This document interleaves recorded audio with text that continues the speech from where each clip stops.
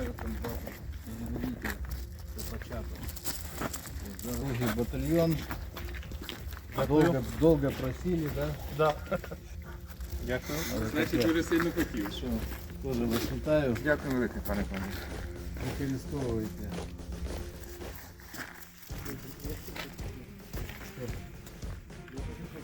Дякуємо Хмельницькій міській громаді за допомогу в отриманні, в придбанні майбутнього бойового коня.